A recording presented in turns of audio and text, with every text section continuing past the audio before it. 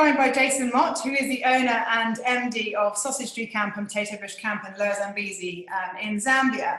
So Jason, I see you obviously had a hard day at work and you've earned yourself a well-earned gin and tonic as the sun goes down in the Lower Zam. So tell us about, obviously you're located in the camp right now, but tell us about the current situation and are you at the camp long term, or just give us an update of life down in Lower Zambezi at the moment. Yeah, okay, the park itself is very quiet from a tourism perspective. We came down as a family about 5 weeks ago, and we were previously sort of locked down in Lusaka, and then we thought, you know what, let's go down to the camp, let's go to the bush. We've got good internet down there, relatively, and then yeah, the kids can do their online schooling. My wife's also working full-time still, and it also then enabled myself a chance to just spend more quality time down here and get a lot of maintenance jobs done, which we're busy with now. And what it also enabled us to do, gave us an opportunity to open Potato Bush Camp on a self-catering basis to the local market. So we thought we were literally closed for the whole year, both camps, no income whatsoever. And our president has sort of tried to push the industry to reopen. And so we came up with the idea of offering Potato Bush on a exclusive basis. So one group only to prevent different groups mingling together. So much easier from our perspective to manage. And it also gave us an opportunity to employ a number of the staff. So we were only 5 staff down here, and now we got up to 11, and I had another 3 come in today on our supply truck. So I've got 14 staff back down here, working between Potato Bush and helping myself with a lot of the maintenance and the building projects. So we're certainly trying to make the most of the unfortunate situation we're all in. Yeah, because for those of the viewers who don't know, lockdown obviously happened in March, and your season was due to open the 1st of April, wasn't it? So timing-wise for you could not have been worse in terms of the fact the season in Lower Zambezi runs from the beginning of April through to normally about mid-November, isn't it? Yeah, that's right. So all of our camps in Zambia, all the bush camps anyway, seasonal camps, we all closed in November. So we haven't had doors open since November. So normally, in a normal year, just getting through the 4 months is quite tough. And now this year, the week before we were about to take our first guests, we had to make the unfortunate decision to just close the door, and we realized no guest was going to fly in. So yeah, it's now been, we're now June, so several months now. And we're optimistic. We've got a few bookings in the pipeline. We've got a Swiss family who are very, very keen to come and join us in July.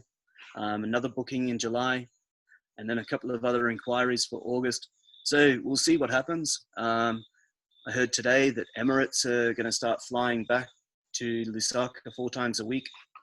So we remain optimistic. But also this area, Lower Zambezi, and particularly your camps are set up for, you can really manage the whole guest experience from when they first arrive in the airport, can't you? Because you've now got this new plane that you were launching this year for the first time, so for every 4-night stay, you get return flights included from different locations within Zambia, haven't you? But it means that you can then kind of manage the guest experience really as soon as they land in Lusaka.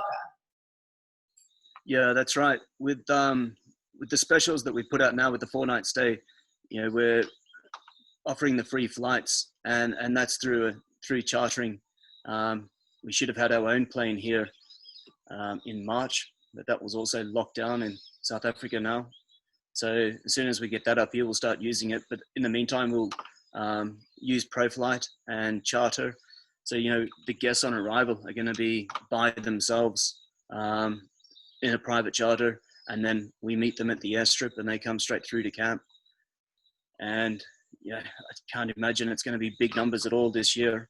But once in camp, everyone's got their private guide, their private activities, private dining. So from that perspective, social distancing will will certainly be upheld. And also with the Lower Zambezi, there's such a huge variety of activities you can do whilst you're there. So for those guests, because the feeling is that people are going to be wanting to stay for longer in fewer places, and the Lower Zam just lends itself perfectly to that because you've got the river, so you've got all the wide variety of activities you can do on the river. You've also got the game viewing and the walking. So really, I mean, I always said before, staying like 4 nights or less is almost criminal. You shouldn't do it because there's just so much to see and do there. But I can imagine people really extending their stay to kind of 7 nights or more, and you've just created these long stay packages, haven't you, to cater for that as well? Yeah, that's right.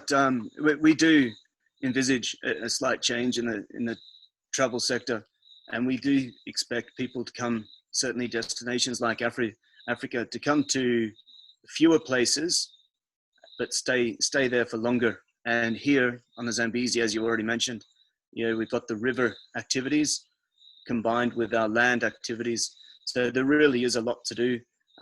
We've got a beautiful gorge about 85 kilometers downstream, and we're going to do some full day activities, whether you drive down, have a picnic lunch down there and boat back, or potentially boat down, picnic lunch on a boat, and spend the afternoon cruising back to camp. So we're going to combine a few longer activities and help fill the longer stay, but still doing something different, something new, something exciting every day. But the other thing that I think almost should be a compulsory activity is actually just staying in one of those beautiful rooms and sitting in the river and overlooking the river, because there's always so much. Ironically, we can't see any game behind you now, but that's quite unusual, isn't it? Because normally this time of day, there's lots of ellies in front. Before we started recording, there was a hippo grunting in the background, but we decided to go quiet now. But normally there's lots of activity behind you, isn't there, on the river? And that's for me was when I went down there. It's like I just wanted the hippos are still there. The hippos, they're just out of picture. And the elephant were out on the islands earlier, but they tend to cross back onto the mainland sort of early to mid-afternoon. So we miss them, but they're up there every day. The kids have been setting up a little track camera at nighttime, and we got some leopard going past right behind our rooms. Civet and Janet. We picked up a few lion tracks as well. So the game's all coming through camp. So it's exciting being down here this time. Yeah, it's brilliant. And it's a very clever idea to set up Potato Bush as an exclusive use camp, because the two camps are right next door to each other, but actually they are completely private to each other, aren't they? And Potato Bush is, because it's only 3 rooms and then the family room, it is perfect for exclusive use bookings or groups wanting to take it over and be on their own. So it's fantastic that you're managing to get some people through, and also for staff morale, keeping them busy and keeping them used to guests staying there, because it's hard to think that if it's shut down and then it opens up and the staff haven't been doing as much, it's hard to kind of get them all back up and running to the level you'd want them to be without having some kind of ongoing guest activity or keeping them busy. Yeah, no, the 3 guys that came in today, we only asked them 2 days ago. And, it was the first 3 guys that we asked, are you prepared to come into camp? It won't be like a regular working season. We want to avoid as much sort of staff changeover as possible.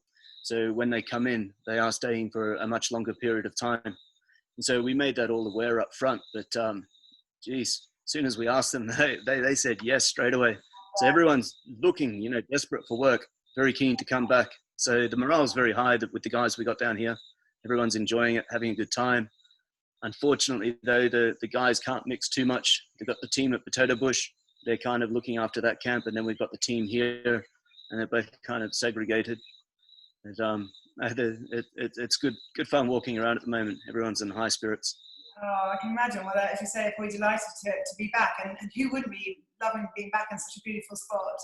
Well, Jason, thanks so much for taking time away from your gin and tonic to catch up with us. And before we go, do you just want to send a quick message to the trade, to those, I know you know lots of people in the trade, but to people who might be watching at the moment, to send them a quick message? Well, firstly, I'd like to say thank you. I know everyone's tried really, really hard to postpone bookings from 2020 to 21. I think the industry has really pulled together on that and working really hard, and we certainly appreciate it, and we will next year when those bookings do come through. It's, yeah, you know, tough times indeed for everyone. But as I say, you know, everyone has really, really pulled together and working hard to get through this. But I can't thank you enough. And I look forward to your clients arriving. I look forward to you coming down here. Another educational. Join me for a drink. Yeah, cheers to that. That's brilliant. Thanks a lot, Jason. And hopefully we'll see you in person very, very soon. Thanks a lot. Okay, cheerio.